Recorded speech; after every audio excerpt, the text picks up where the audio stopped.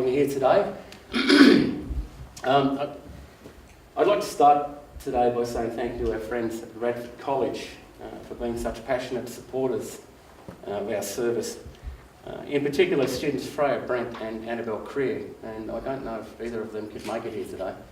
They worked with us to help roll out and hold a very successful event last Monday in the city called Think Eat Save, where we produced a whole load of, in fact over 200 litres of beautiful soups using rescued ingredients, and Convention Centre and Parliament House made bread rolls out of rescued flour, and we just gave it away in the city just to highlight the whole issue of how good the food can be. I mean, you know, how important food is, and not to waste it. So I'd just like to say thank you, not just to Annabelle and to Freya, who's now one of our ambassadors, but to the whole of the college for your support over the last few years.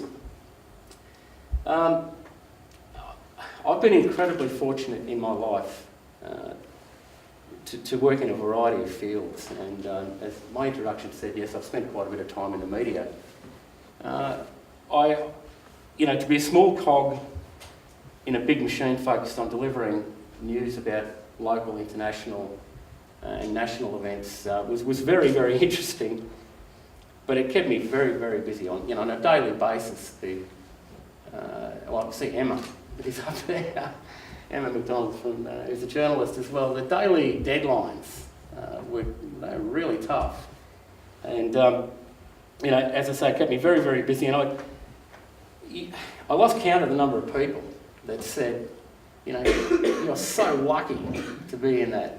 And Neve, who helped the other day, you're so lucky to work in that field, and I wish I had a job like that. Wow, what a great job. But funnily enough, if they only knew how tough those deadlines were, and you've got to be 110% committed to it. If you're not, you can burn out quite easily. So long story short, after 20 years, 10 with Channel 10 and 10 with Channel 7, I took a package. And you often hear a lot of people say, it was the best thing I ever did. And, to some extent, and for a lot of people, that's true. Others find it much more difficult to actually, once they take the package, to get a real feeling and, get into another career, be it, or to feel comfortable. In my case, I took a package and it was the best thing I ever did. There's no two ways about it. I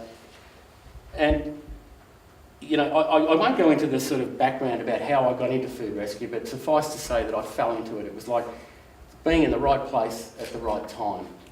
And to say that it changed my life. It just really changed my life. I thought I knew a fair bit about current affairs in the environment, the global warming and ozone layer, the pollution of the rivers and oceans. What I didn't know was the incredible impact that food waste was happening around the world on an international scale. It's quite simply staggering. And in my fast-track learning curve while rolling out OzHarvest here in the ACT, back in 2008, I read books like Tristram Stewart's Waste, Uncovering the Global Food Scandal. Has anyone ever read that? No? You should. Prepare to be angry. And I spent countless hours researching on the internet, trying to get my head around, how big the issue was. When I read things like 300 tonnes of perfectly good apples being thrown out every day in the UK alone, perfectly good, for whatever reason, that's another one. I haven't got time to go right into the full detail here, but, Australia, other figures, Australia wasting over, 4 million tonnes of food every year, $8 billion worth. And the more I read, the more I was shocked. Mountains of perfectly good produce that doesn't make it to the supermarket shelves and it's dumped because it doesn't look quite right. Ugly fruit, ugly food. It's quite shocking. And then, as we progressed with the food rescue service growing and getting a bit more support and having supermarkets agree to let us visit and take some of this, I was shocked at just how much there was in Canberra and Queanbeyan and surrounding areas alone. And I knew something had to change urgently. In 6 years, there's been over 700,000 kilograms of perfectly good food collected from supermarkets, markets and retailers in the local area. Get your head around that, 700 tonne. Think about the water used in its production. I mean, they say that 1 kilo of beef from paddock to plate takes 50,000 litres of water. Okay, and that's just one thing. I mean, different figures for different things. Everything takes a lot of water to produce. You know, think about the fuel used in its transport, you know, if it's dumped. The methane gas, which would have been emitted had it gone to landfill, you know, that's a killer of methane. Think about the 700 tonnes of perfectly good food that wouldn't have gone to local charities. And charities that are doing it hard in the very tough funding times. And that's 700 tonne of food to the charities in the ACT that didn't have to buy it. They could redirect that funding somewhere else. That's valuable. And you know what? There's loads more food that we didn't get simply because we didn't have the infrastructure, enough vans, really. We've always had a mountain of volunteers, but simply trying to get to it and trying to, you know, talk to people about, you know, have a think about it, let us in. It all takes time. And part of it was because people either didn't care or didn't know that they could make a difference, you know, where they are, where they worked, about this whole problem. And, you know, why is that? Well, I mean, really, we need to educate the public.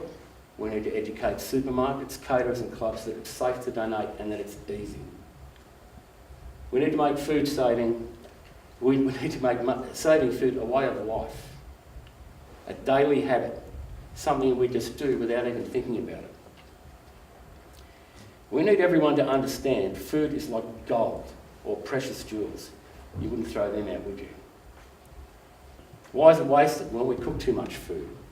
Food is mistakenly thrown out before it's used by best before date. We need to really get our heads around all that. We forget about leftovers in the fridge and freezer. We don't know how to use those leftovers. Education, it all comes back to education. We buy too much because we don't stick to a shopping list.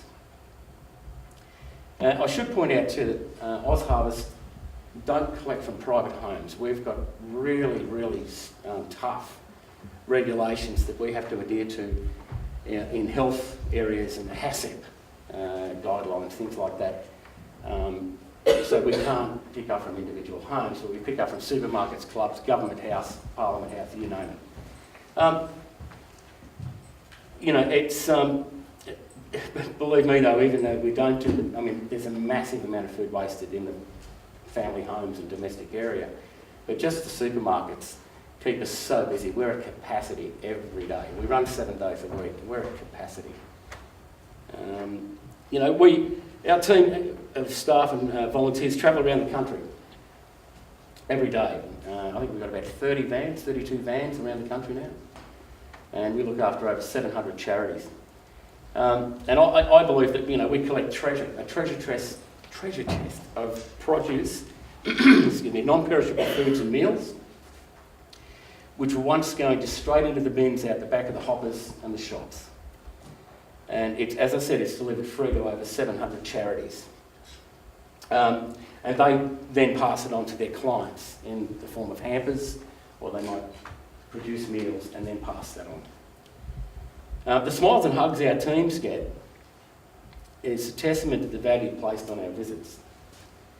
I've got to tell you, the government house called us a few years back when the Queen was here for Florio.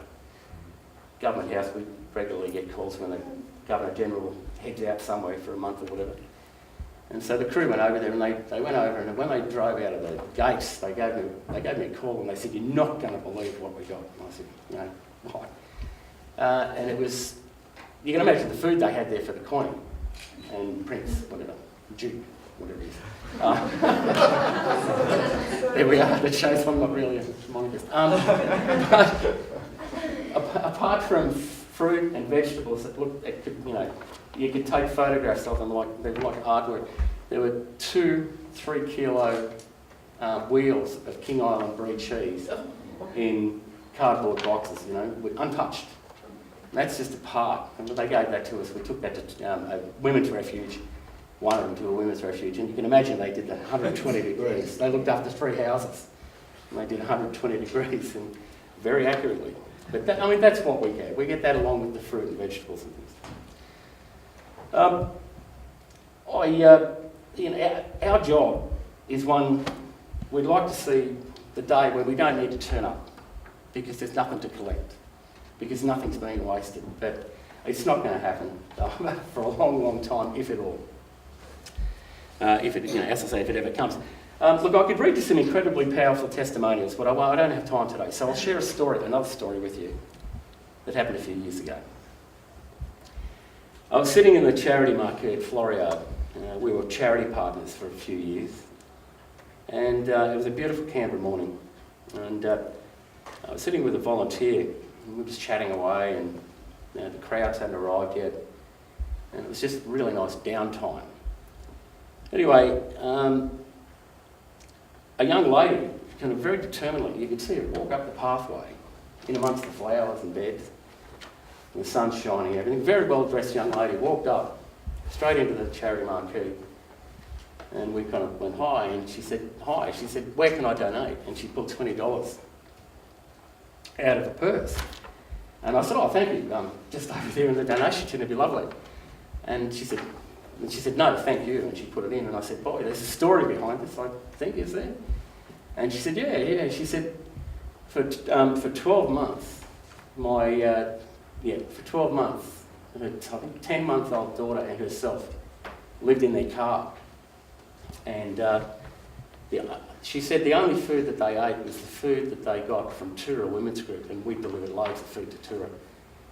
She said that's the only food they got. She said, without you guys, wouldn't have made it through. And I just went, wow. And I said, that's awesome. I said, it's amazing. I said, well, you look like you're doing okay now. She was dressed very well.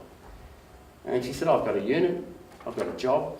She said, we're all doing fine. She said, but I just wanted to say thank you, And I was already committed to food rescue at that point, definitely. It had already taken over my life, but I really got it then. That was a game changer for me. And I still get a bit emotional when I tell that story, because it was just it was a very powerful moment. That really locked into my head the value of food and why we should respect it, why we should just don't waste it. I think we need to, as I said earlier, look at it like it's gold or precious jewels. We all love having a feast at Christmas, and that's the inviting part of food. Let's not waste something so precious. We get beautiful food. We get eggs, we get 70% of its produce, and nothing past its use by date. You wouldn't believe the food we get. Some of it's so fresh that people have got to wait for the avocados to ripen. Things like that. It's just beautiful food. We get it from Costco, all of the Aldi's, Superbarn, some of the Woolies, Coles, Government House, Parliament House, as I said, just loads of them. And, we do treat it like treasure, and it's not uncommon for, as I said, the phone calls to come in and for our crew to be, jumping up and down like idiots because we've just picked up this insane amount of beautiful food, which we know is going to go somewhere and be given to them, given to people like that woman and her daughter through a charity or whatever. And that's gold. So, as I said earlier, look, we can all do something about cutting down on food waste. We need to understand the enormity of the problem. It is enormous. I've got a whole load of stuff. I'm not going to, bore you with figures, but just suffice to say, we grow enough food on the planet to feed ourselves 3 times over. We don't need to bulldoze down more jungles in the Amazon or wherever. We've got enough. Our capacity to grow food is fantastic with the technology we've got.